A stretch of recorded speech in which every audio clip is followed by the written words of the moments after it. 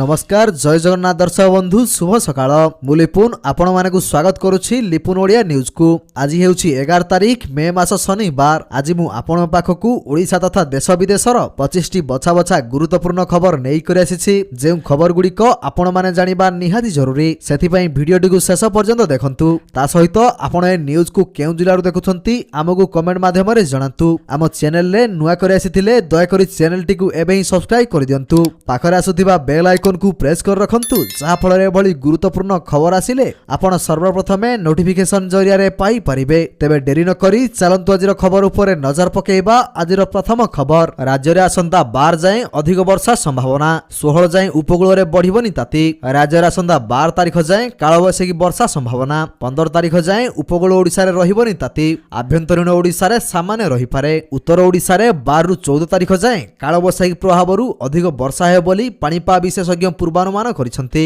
पाणीपाग विभागर पूर्वानुमान कहूछि मयूरभंज, ढेंकानाल, जाजपुर, अनुगुल और बालेश्वर रे किछि स्थान रे प्रबल वर्षा होई पारे। एसबु जिल्ला रे 40 रु 50 किमी बेगरे पवन बहिबो। तो दर्शक बंधु चलंतु नजर पकेइबा परवर्ती खबर उपरे। बैंक कर्मचारी को सुप्रीम कोर्ट को झटका। एभली ऋण उपरे देबाकु पड़िबो टैक्स। सुप्रीम कोर्ट लक्ष लक्ष बैंक कर्मचारी को जोरदार झटका दैछंती। सर्वोच्च अदालत निजर एक राय रे कहिसंती जे बैंक कर्मचारी को चाकरी करथिया बैंक रु मिलुथिया बिना सुध किबा अल्प सुधर ऋण उपरे टैक्स लागिबा जरूरी। एहार अर्थ एबे एभली लोन उपरे बैंक कर्मचारी को टैक्स देबाकु पड़िबो। जस्टिस संजीव खन्ना और दीपंकर दत्ता को नै गठित खंडपीठ एही निष्पत्ति सुनाइछंती। तो दर्शक बंधु चलंतु नजर पकेइबा परवर्ती खबर उपरे। रुबेला भाइरस भय, गर्भवती को सतर्क कले स्वास्थ्य निर्देशक। नवरंगपुर रु भय बढ़ाई रुबेला। एही रोगरे 2 आक्रांत चिन्हट होइथिबा खबर सामना को आसिया परे गर्भवती को सतर्क कले स्वास्थ्य निर्देशक। गर्भवती को रुबेला हेले जन्मरु संतान क्षेत्र रे भाइरस देखा दिए। जेउ गर्भवती को ठारे लक्षण थिबो टेस्टिंग कराबेकु परामर्श दिया जाइछि। वर्तमान सुधा नवरंगपुर रो 2टी ब्लॉक रे 18 जनक लक्षण थिला।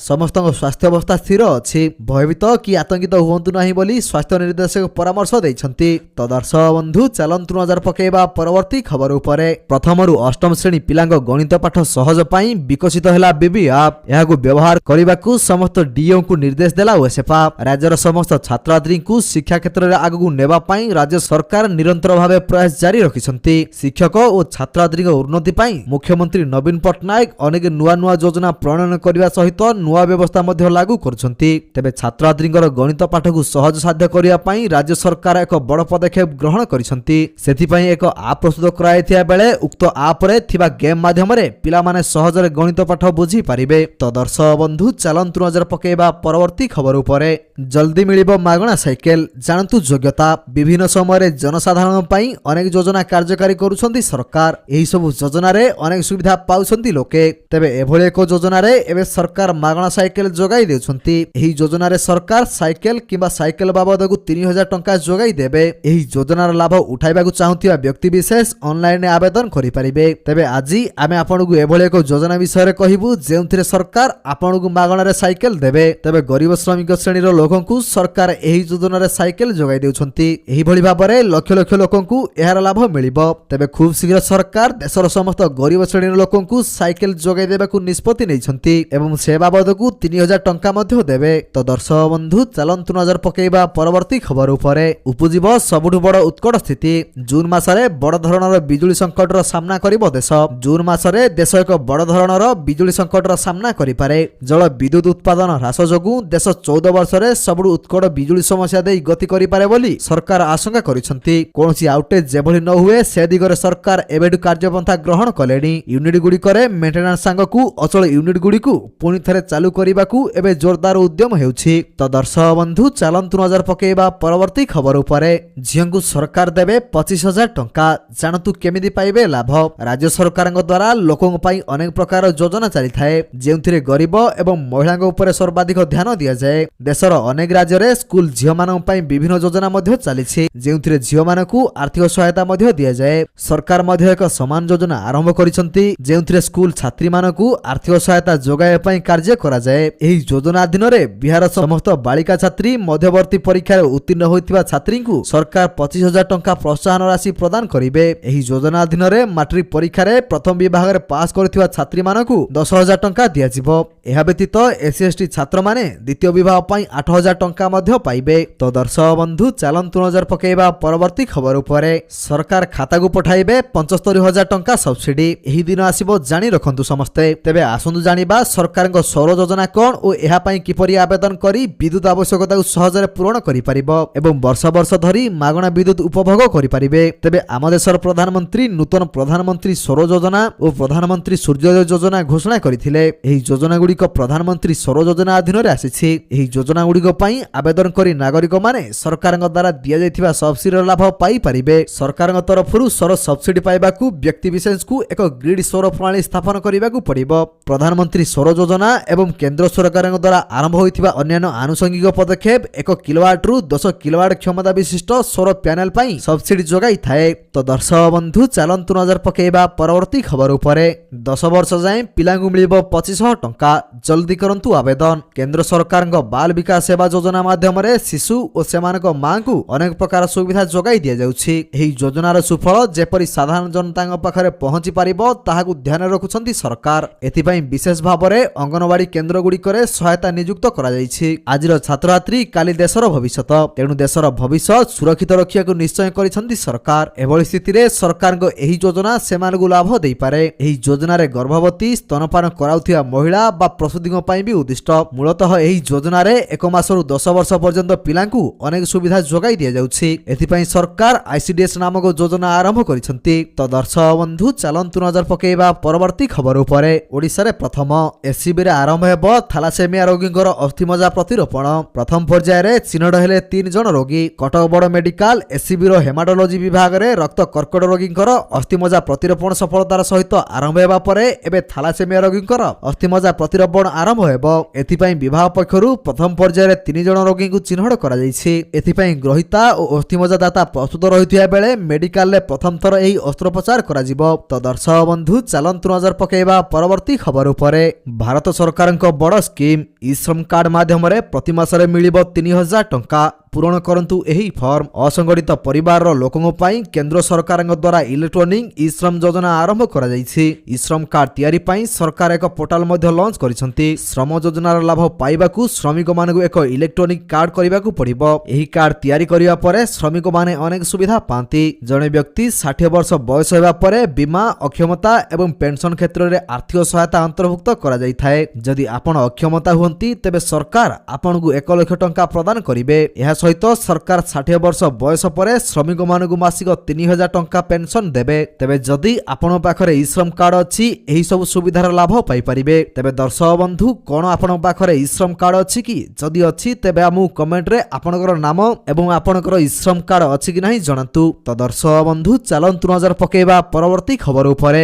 ଜୀବନ ସହ ଖେଳୁଛନ୍ତି ଔଷଧ କମ୍ପାନୀ। କ୍ୟାନ୍ସର ବିପଦ ନେଇ ହୋଇଥିବା 10,000 କେସ୍କୁ ରଫାଦଫା କରିଥିବା ସ୍ୱୀକାର କଲା ଫାଇଜର। ଭୟାନକ ହେଉଛି ସ୍ଥିତି। ଦୋଷକୁ ଲୁଚାଇ କୋଟି କୋଟି ଲୋକଙ୍କ ଜୀବନ ସହ ଖେଳୁଛନ୍ତି ଔଷଧ କମ୍ପାନୀ। ସରକାର ଚୁପ୍, ଆଇନ କାନୁନ ବି ଫେଲ୍। ନିକଟରେ ବ୍ରିଟେନ କମ୍ପାନୀ ଆଷ୍ଟ୍ରାଜେନିକାର ସାଇଡ୍ ଇଫେକ୍ଟ ଖବର ସାରା ବିଶ୍ୱରେ ଆତଙ୍କ ଖେଳାଇ ଦେଇଛି। କମ୍ପାନୀ ଉପରେ ଲଗାତାର କେସ୍ ହେବା ପରେ ଶେଷରେ କମ୍ପାନୀ ହାର ମାନି ସାଇଡ୍ ଇଫେକ୍ଟ କଥା ସ୍ୱୀକାର କରିଥିଲା। ବୁଧବାର ଆଷ୍ଟ୍ରାଜେନିକା ସମସ୍ତ ଭ୍ୟାକ୍ସିନକୁ ଫେରାଇ ଆଣିବାକୁ ନିର୍ଦ୍ଦେଶ ଦେଇଛି। ତ ଦର୍ଶକ ବନ୍ଧୁ ଚାଲନ୍ତୁ ନଜର ପକାଇବା ପରବର୍ତ୍ତୀ ଖବର ଉପରେ। ରାସନ କାର୍ଡଧାରୀମାନଙ୍କ ପାଇଁ ଆସିଲା ବଡ଼ ଖୁସି ଖବର। ସବୁ ହିତାଧିକାରୀ ପାଇପାରିବେ ଲାଭ।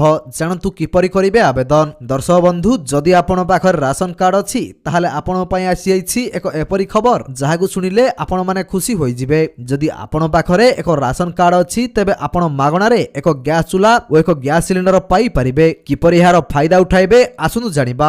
ମାଗଣା ଗ୍ୟାସ୍ ଷ୍ଟୋଭ ଓ ଗ୍ୟାସ୍ ସିଲିଣ୍ଡର ପାଇବା ପାଇଁ ପ୍ରଥମେ ଆପଣଙ୍କୁ BPL ରାସନ କାର୍ଡର ଆବଶ୍ୟକତା ରହିଛି। ଯଦି ଆପଣଙ୍କ ପାଖରେ ଏକ ରାସନ କାର୍ଡ ରହିଛି ତାହେଲେ ଆପଣମାନେ ମଧ୍ୟ ଗ୍ୟାସ୍ ସିଲିଣ୍ଡର ଓ ମାଗଣା ଷ୍ଟୋଭ ପାଇପାରିବେ। ତେବେ ଦର୍ଶକ ବନ୍ଧୁ ଆପଣଙ୍କ ପାଖରେ ରାସନ କାର୍ଡ ଅଛି କି ନାହିଁ ଆମକୁ କମେଣ୍ଟ ମାଧ୍ୟମରେ ନିଶ୍ଚିତ ଭାବରେ ଜଣାଇ ପାରିବେ। ତ ଦର୍ଶକ ବନ୍ଧୁ ଚାଲନ୍ତୁ ନଜର ପକାଇବା ପରବର୍ତ୍ତୀ ଖବର ଉପରେ। ପିଲାଙ୍କୁ ପାଠପଢ଼ା ଖର୍ଚ୍ଚ ଦେଉଛନ୍ତି ସରକାର। ଖାତାକୁ ଆସିବ 14,000 ଟଙ୍କା। ଛାତ୍ରଛାତ୍ରୀଙ୍କ ଆକାଉଣ୍ଟକୁ 14,400 ଟଙ୍କା ପଠାଇବେ ସରକାର। ଝିଅଙ୍କୁ 1,200 ଓ ପୁଅଙ୍କ ଖାତାକୁ ଆସିବ 1,000 ଟଙ୍କା। ଲୋକଙ୍କ ପାଇଁ ସରକାର ଅନେକ ଲାଭଦାୟକ ଯୋଜନା ପ୍ରଣୟନ କରିଛନ୍ତି। ଏହି କ୍ରମରେ ସରକାର ଗରିବ ପିଲାମାନଙ୍କୁ ବାର୍ଷିକ 14,400 ଟଙ୍କା ସହାୟତା ଯୋଗାଇ ଦେଉଛନ୍ତି। ସରକାରଙ୍କ ଶ୍ରଦ୍ଧା ବିଦ୍ୟା ଯୋଜନାରେ ଗରିବ ପିଲାମାନଙ୍କର ଉନ୍ନତି ପାଇଁ ସରକାର ଏହି ଯୋଜନା ଆଣିଛନ୍ତି। ଏହି ଯୋଜନାରେ ପୁଅମାନଙ୍କୁ ମାସିକ 1,000 ଟଙ୍କା ଏବଂ ଝିଅମାନଙ୍କୁ 1,200 ଟଙ୍କା ଦିଆଯିବ। दियाजाए। श्रमिक विद्या योजनार उद्देश्य हेउछि गरीब पिलामानकु शिक्षा सहित जोड़िबा। एही परिप्रेक्षी रे सरकार एक वर्ष रे हिताधिकारी अकाउंट को सर्वाधिक 14,400 टंका पठांती। तो दर्शक बंधु चलंतु नजर पकेबा परवर्ती खबर उपरे।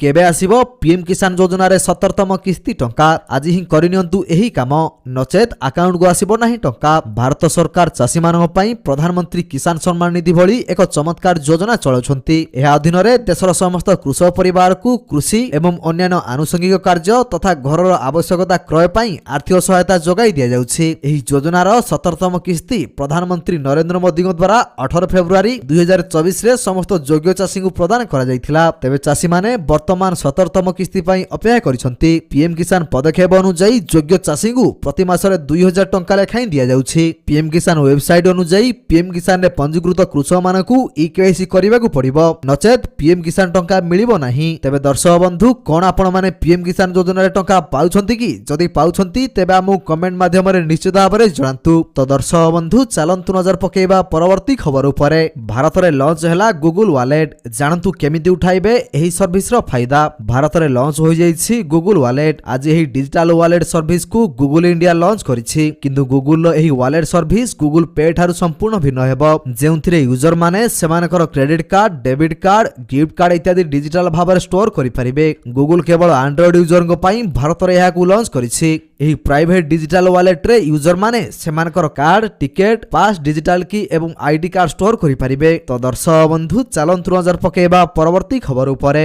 विलंबरे आसिले कटिबो दरमा, कठोर हैला बीएमसी। एणिकी विलंबरे आसिले कर्मचारी मानकर दरमा काटिबो भुवनेश्वर महानगर निगम। विलंबरे ऑफिस आसुथिबा कर्मचारी प्रति कठोर होईछि बीएमसी। सकाळ 10टा सुधा पहुंचिबाकू निर्देश दिया जाईछि। 10:30 परे आसिले विलंब बोली धरा जिवो। मासकरे 2 रु अधिक विलंब उपस्थान पई अधा दिन सीएल कटिबो। 10 दिन रु अधिक विलंब उपस्थान हेले श्रृंखलागत कार्यानुष्ठान ग्रहण करा जिवो। तो दर्शक बंधु चलंतु नजर पकेबा परवर्ती खबर उपरे। नजर पकांतु आजिर तेल दर केते कमिला, केते बढ़िला पेट्रोल एवं डीजेल मूल्य। गाड़ी रे तेल पकाय पूर्वरु जानि नियंतु आज केते रहिछि दर। तैल कंपनी गुडी गतकाली सकाळे जारी करिथिबा पेट्रोल और डीजेल मूल्य रे एक बड़ परिवर्तन देखिବାକୁ मिलिथिला, जहा आज अपरिवर्तित रहिछि। भुवनेश्वर रे पेट्रोल दर 100 टंका 88 पैसा रहिछि, डीजेल दर 92 टंका 46 पैसा रहिछि। दिल्ली रे पेट्रोल दर 94 टंका 72 पैसा को ह्रास पाइथिबा बेले डीजेल दर 87 टंका 62 पैसा को ह्रास पाइछि। तो दर्शक बंधु चलंतु नजर पकेबा परवर्ती खबर उपरे।